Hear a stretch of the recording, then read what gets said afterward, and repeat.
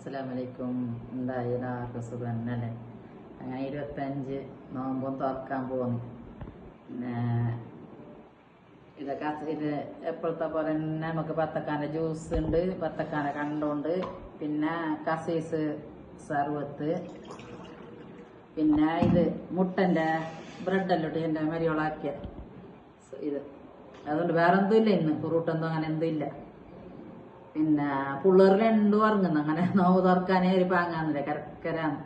പിന്നെന്താ നിങ്ങൾക്കെല്ലാം നോമ്പ് തുറക്കാനെല്ലായ നോമ്പ് തുറക്കാൻ ബാങ്ക് കൊടുത്ത്.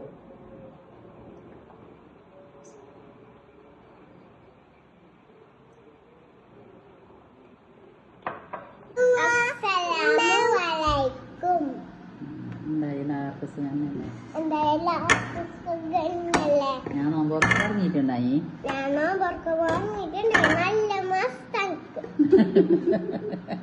ഇപ്പൊ എന്റെ ഉമ്മ എനിക്ക് ഇഷ്ടപ്പെട്ടതല്ലേ നിനക്ക്? അവളെ കാല് കൊടുത്തത് അത് നിനക്കിടാ അവളെ കാണിച്ചത്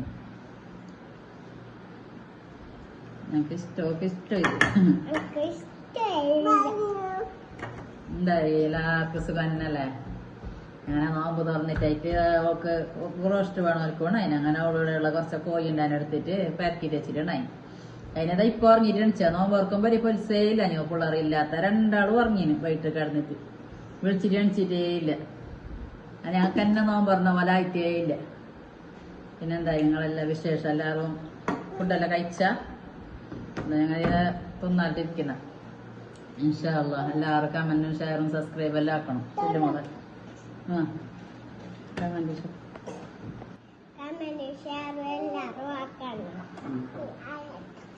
അതാ ചെല്ലതാ